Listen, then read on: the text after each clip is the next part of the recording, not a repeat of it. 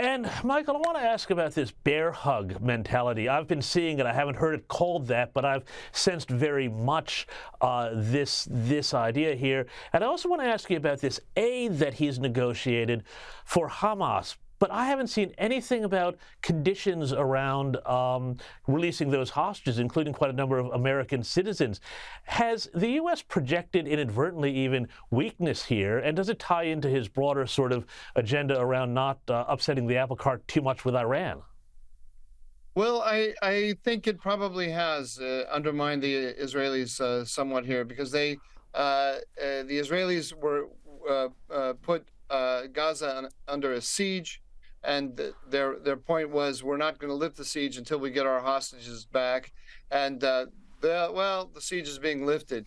I don't want to judge it too harshly because I don't know all of the diplomacy that's going on around this. There's no doubt that America's Arab allies are putting a lot of pressure on Biden, just to ensure that the civilian population of Gaza isn't harmed too much by Israeli actions. Now, we all know Hamas uses civilians as human shields. It carries out military operations from civilian areas. From a international legal point of view, everything that Israel is doing is justified, no doubt about it. And for those of us who were horrified by the rape of Israeli women, the murder of Israeli children, the burning Israeli children in front of their parents, and so on, we just think, go take care of business, do whatever it takes to root this organization out. But we have to be aware, as we're saying this, that Hamas is carrying out a YouTube war that is highly effective in especially in the Arab and Muslim world. But even beyond that, you can see the European left and the American left is responding to all of these images that Hamas is presenting, true and untrue.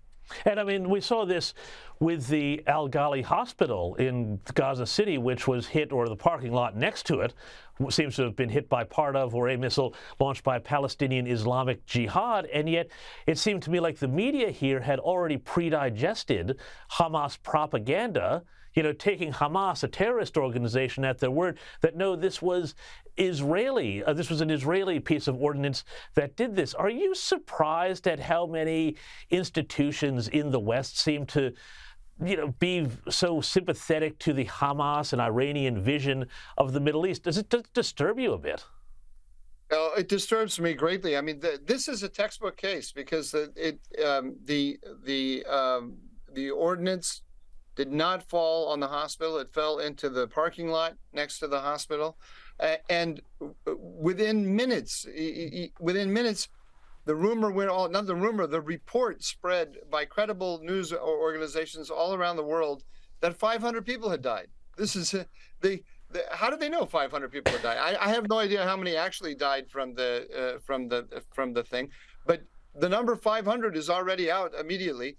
And the hospital destroyed, 500 people died. You have people, heads of state, heads of government, tweeting their anger. People in the streets, and they believe it now. It's become a fact for a significant percentage of the world's population that is following this. It's a fact that the Israelis bombed the hospital, when that's not what happened at all. So, am I surprised? No, because I've been watching this since the 2006. I was in the White House in the 2006 Israeli Hezbollah war, and Hezbollah presented that as a war of Israel against Lebanese children very successfully, and they've gotten better and better with social media at this tactic. But I am surprised at how little pushback there is to it in mainstream news organizations around the world.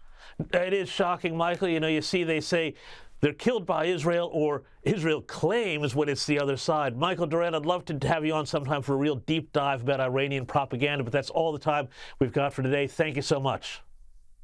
Thank you, James. Take care.